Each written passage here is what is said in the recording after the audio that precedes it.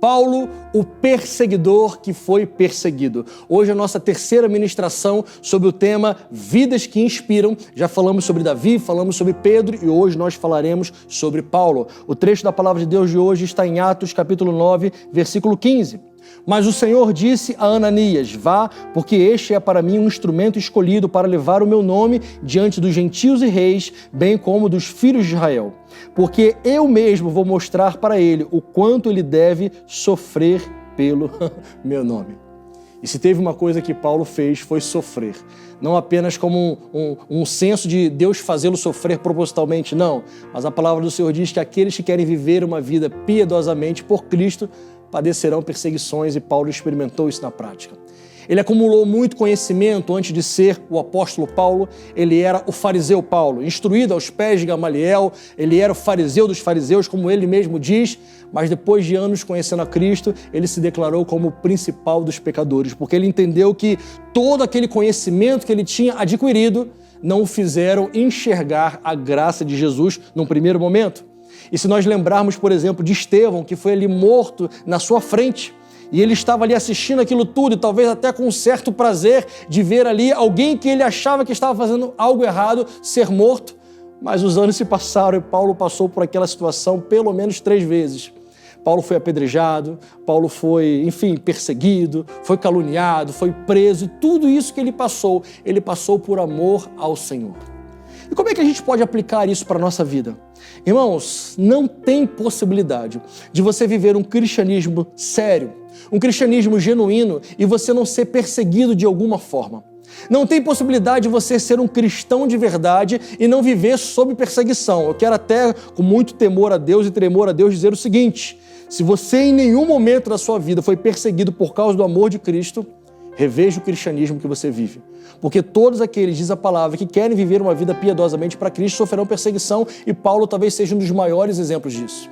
Por quê? Não é simplesmente sofrer perseguição por sofrer, não. É porque aquele que quer ser um cristão de verdade vai viver uma vida inteira nadando contra a maré, escolhendo as coisas completamente diferentes do que a maioria escolhe, fazendo o que a maioria não faz e deixando de fazer o que a maioria faz.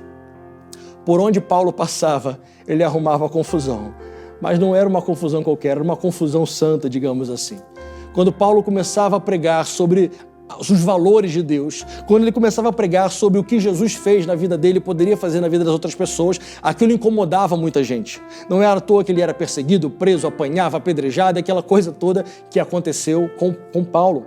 Mas isso o que significa para nós? Que de igual forma, quando nós vivermos no centro da vontade de Deus, fazendo tudo o que Deus nos manda fazer, irmãos, a perseguição, a aprovação virá.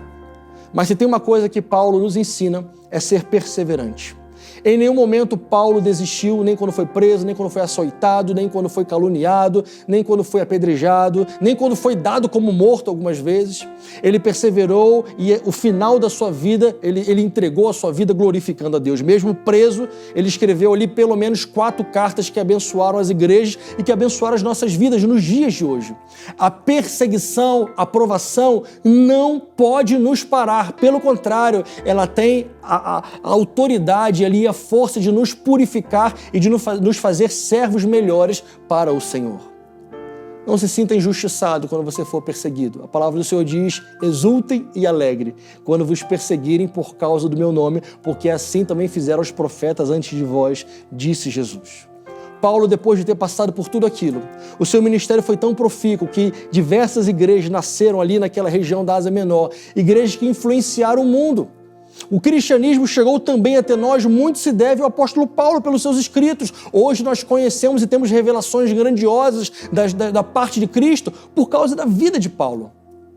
Trazendo isso para a sua vida, não se esqueça, tudo que você passar de perseguição por amor a Cristo, saiba, isso só vai redundar em glória para Deus.